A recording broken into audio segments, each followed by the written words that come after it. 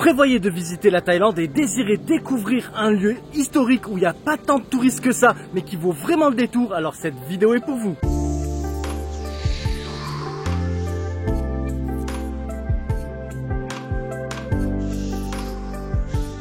Salut les amis, c'est Monsieur Puss et aujourd'hui je suis à Sukhothai en Thaïlande qui est la première capitale du royaume et ceci dit, sans plus attendre, on commence directement par le parc historique de Sukhothai. Commençons par quelques informations. Tout d'abord, pour vous déplacer dans le parc historique de Sukhothai, vous avez le choix. Soit vous utilisez vos petites gambettes, vos petites jambes, vous déplacez à pied. Soit vous pouvez prendre les petites voiturettes de golf, les voiturettes électriques avec un chauffeur. Soit louer un vélo. Alors moi, j'ai choisi la troisième option qui est de louer un vélo. Ça m'a coûté 30 bahts à la journée, ce qui fait plus ou moins 80 centimes d'euros, c'est-à-dire ça coûte que dalle. Et ensuite, vous devez également payer l'entrée au parc historique de Sukhothai. Alors, ça coûte 100 bahts par personne. Et il faut également acheter un ticket d'entrée pour votre vélo qui coûte 10 bahts. Quand vous allez acheter votre ticket, on va également vous donner une carte du parc historique de Sukhothai. Clairement, elle est super utile. Et donc, du coup, j'ai choisi de commencer à Wat Mahathat, qui est le plus grand temple du site. Et vous allez voir déjà, on commence très fort. Wat Mahathat a été construit au XIIIe siècle. Il servait en gros de monastère royal. Le complexe abrite des majestueuses statues de Bouddha et d'impressionnantes Chedi. Et petite précision, c'est un site inscrit au patrimoine mondial de l'UNESCO. L'une des particularités qu'on retrouve ici, c'est que vous avez des statues de Bouddha dans des compartiments, comme vous voyez derrière moi. Alors qu'est-ce que j'entends par compartiment? C'est en fait 4 murs avec une grande ouverture au milieu, la statue à l'intérieur et il n'y a pas de toit. Et franchement, c'est au pire hyper original, mais c'est aussi hyper stylé. Après, vous voyez, il y en a quand même pas mal qui sont en ruine. On peut s'imaginer qu'il y avait, que c'était un compartiment aussi avec une statue de Bouddha ici. Mais bon, beaucoup trop de ruines. Regardez celui-là. Vous voyez? Joli, on peut s'imaginer aussi que c'était un compartiment, mais il n'y a plus la statue. Après, il en reste quand même quelques-uns avec la statue de Bouddha à l'intérieur. Enfin, comptez 30 minutes, 1 heure pour la visite de ce temple en fonction de l'attention que vous portez aux détails.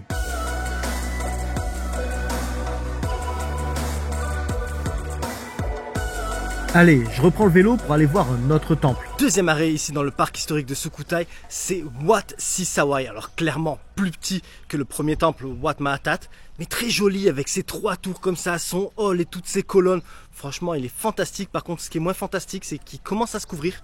J'avais un super ciel bleu ce matin.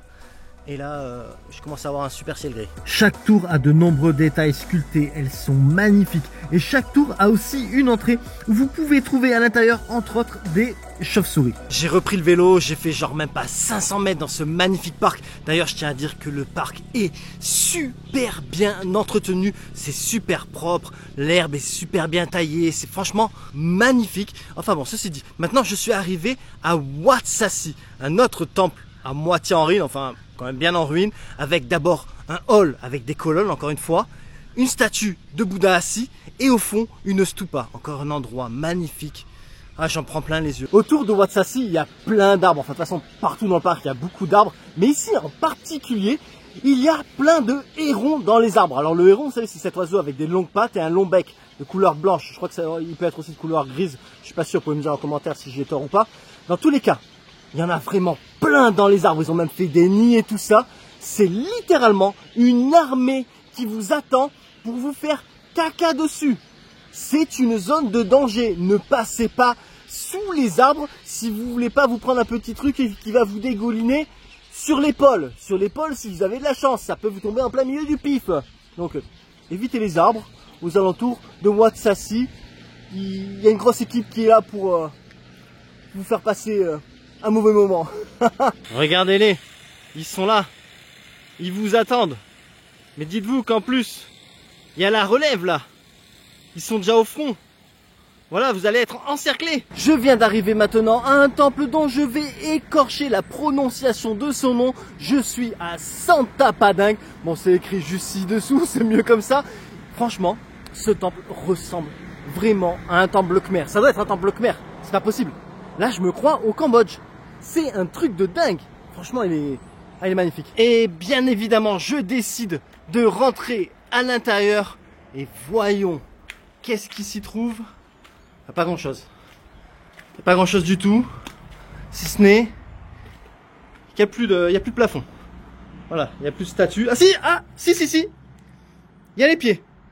Il reste les pieds. Il reste les pieds d'une statue de Bouddha.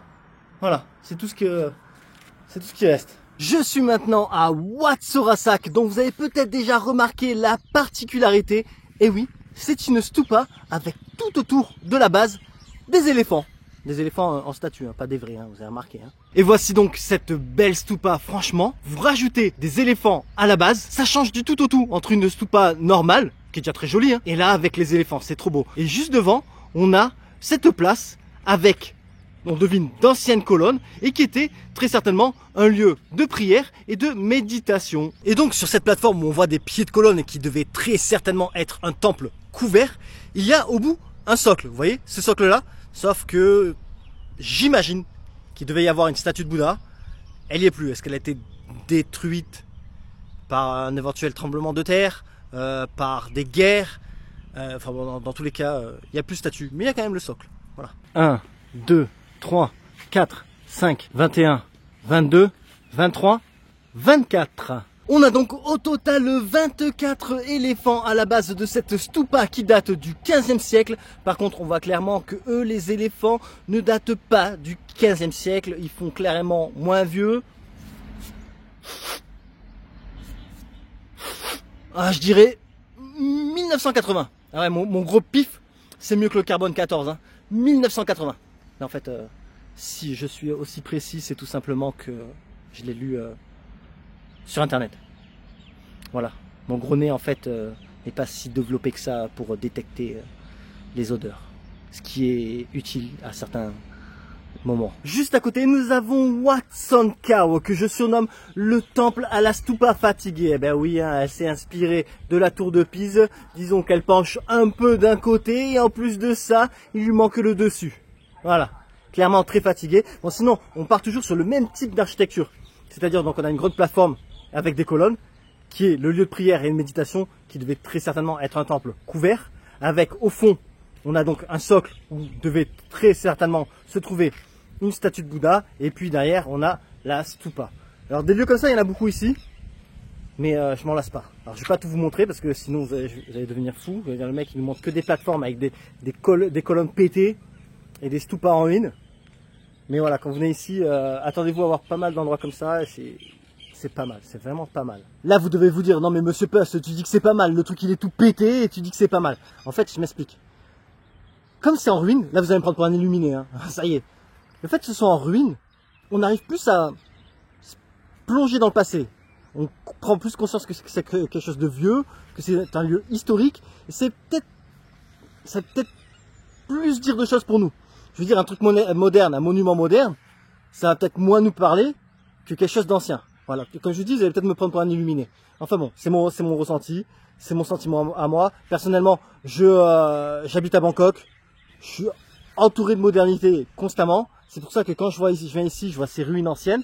Eh ben voilà, je trouve ça pas mal. Nouvelle plateforme avec encore une fois un socle où il manque la statue de Bouddha. Mais cette fois-ci, nous avons juste derrière un carré. Alors ce carré est en fait une sorte de temple où il manque le toit. Mais c'est pas comme les compartiments que je vous montrais tout à l'heure avec une statue de Bouddha à l'intérieur parce qu'il n'y a pas de statue à l'intérieur. Ça doit être comme les tours qu'on a vues au deuxième temple. Ces hautes tours arrondies à l'intérieur parce que quand on rentre, on s'aperçoit que ça part vers l'arrondi, vers le haut. Donc voilà, je pense que le temps et les tremblements de terre ont fait que ils ont eu raison de la tour. Il reste que la base, le carré. Le parc historique de Sukhothai se trouve dans un carré formé par The City Wall, entre guillemets, des remparts. Sauf que là, les remparts ne ressemblent plus trop à des remparts, on dirait plutôt des buttes de terre. Vous voyez?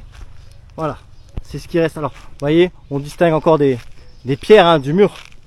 Mais voilà, ça fait vraiment plus butte de terre qu'autre chose. Maintenant, il faut savoir que ces anciens remparts, qui je me répète, ressemblent plus à des buttes de terre, sont au nombre de 3. Il n'y avait pas qu'un mur, il y avait 3 murs.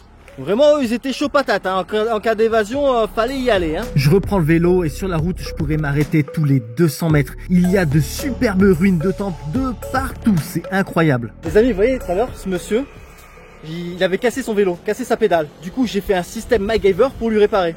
Et en fait, il vend des pastèques. Il me dit, bah, tu sais quoi, vas-y, pour te remercier, je te donne une pastèque. Voilà.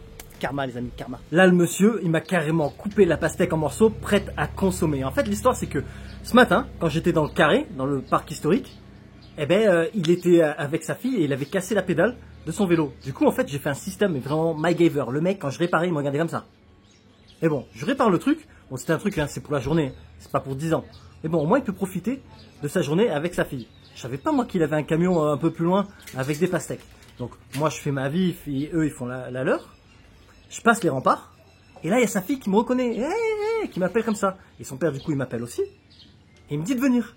Et là il sort son téléphone, il prend Google Translate et il me dit ouais, je veux t'offrir une pastèque. Et moi je dis non, je me sens un peu gêné. Il me dit si. Donc bon je dis oui, sinon ça fait un peu impoli aussi de dire trop non. Ça paraît bête mais oui c'est vrai, ça fait impoli. Et donc du coup le mec il me coupe la pastèque et il me donne un sac avec rempli de morceaux. Et regardez, super rouge.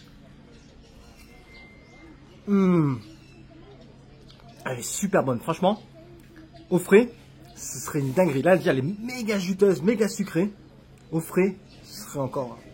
Vous vous rappelez, ce matin, je vous ai parlé de ces fameux temples qu'on dirait des compartiments avec 4 murs, une entrée étroite et pas de toit, avec une grande statue à l'intérieur. Je vous ai aussi bassiné avec ces ruines, ces plateformes, avec des restes de colonnes, avec un socle sans statue de Bouddha. Et bien là, j'ai une combinaison des deux.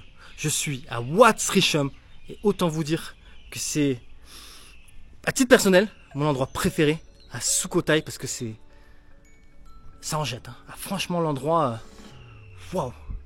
Waouh. Le lieu est impressionnant avec cette entrée étroite qui mène à cette pièce où se trouve cette statue de Bouddha énorme. Ça m'a tout simplement laissé bouche bée. Bon après, on a la version plus petite. Très jolie, hein, mais quand on a vu celui d'avant, ça paraît moins impressionnant. Je vous donne quand même une information. Ici, l'entrée est payante. Ça coûte 100 bahts, ce qui fait moins de 2,50 €. Et j'en profite aussi du coup pour faire une petite aparté pour vous dire que j'ai écrit un e-book guide voyage à Bali. En fait, je veux dire e-book Thaïlande, mais le e-book Bali existe aussi. Dans lequel vous allez retrouver tout un tas d'itinéraires sur 1 semaine, 2 semaines, 3 semaines, 4 semaines.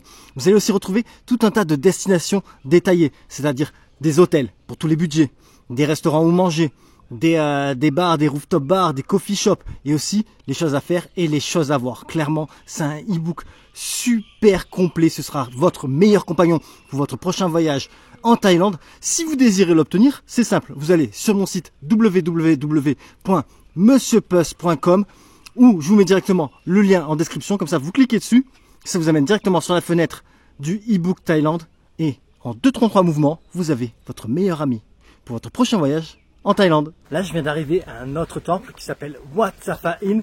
Et alors ici, j'ai failli le rater. Parce qu'en fait, de la route, il est sur une colline. Et je ne m'attendais pas à ce qu'il soit sur une colline. Et quand je roulais, j'ai vu un mur, une sorte de mur. Mais en fait, ce mur, c'est entre guillemets les escaliers pour monter en haut de la colline et arriver donc à ce joli temple. Encore une fois, en ruine, mais il a son charme. Ce qui est bien ici aussi, c'est que comme le temple est sur une colline, du coup on a un petit point de vue sur les alentours. Et ensuite je continue ma balade et je découvre toujours plein de superbes ruines de temples. Après quoi, 10 minutes de vélo à partir du temple, je viens d'arriver à un réservoir d'eau.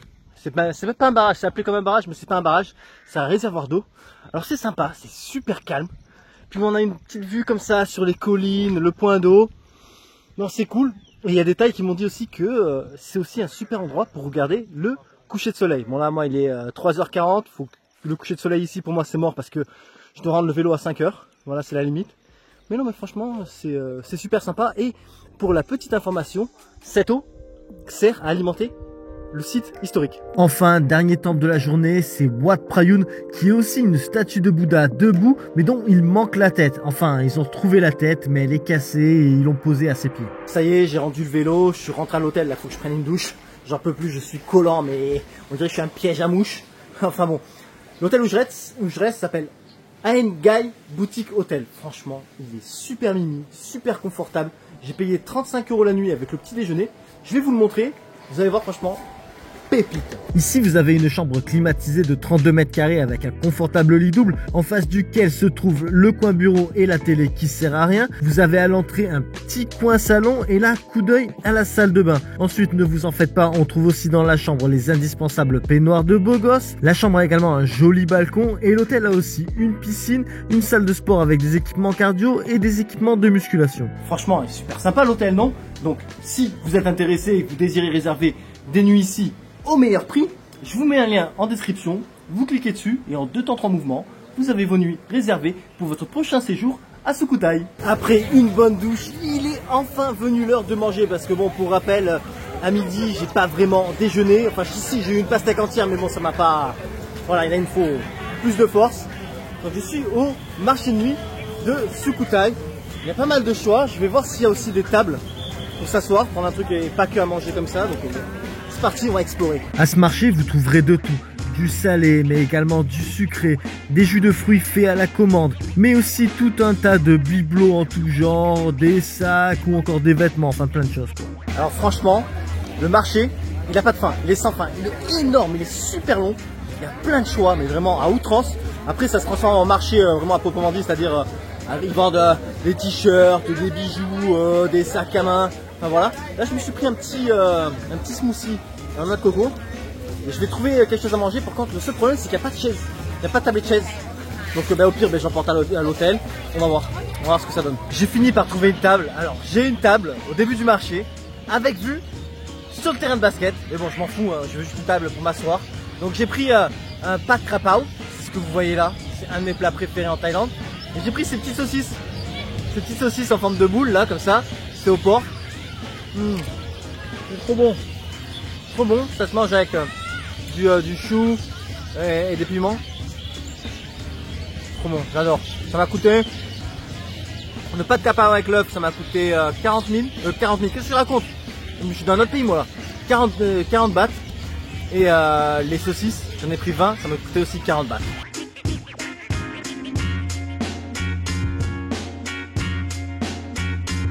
Et après une super nuit à l'hôtel et un bon petit déjeuner, d'ailleurs je me suis encore cassé le bide, la vidéo se termine. Mais juste avant, je tiens à vous dire, tout le programme que je vous ai montré, c'est faisable en un jour. Je l'ai personnellement fait en un jour et en plus je filme, donc ça prend plus de temps. Après, si vous désirez rester plus longtemps à Sukhothai, vous pouvez, hein. Dans les alentours, il y a pas mal de choses à faire, des temples, il y en a 10 000. Là, ce que je vous ai montré hier, c'est juste vraiment les plus beaux, les incontournables. Mais quand vous allez voir, quand vous êtes avec votre petit vélo ou à pied ou en voiture ou ce que vous voulez, il y en a plein des temples. Mais il y en a une quantité. Alors il y en a des tout petits, il y en a un peu plus gros, mais il y en a plein. Donc vous pouvez rester vraiment 2-3 jours et faire aussi les alentours. C'est vraiment sympa. Ceci dit, les aventures en Thaïlande continuent, les aventures en Asie continuent. Donc si vous désirez ne rien manquer, n'hésitez pas à vous abonner. Et je vous dis donc à la prochaine sur ma chaîne La Bisette. Mouah.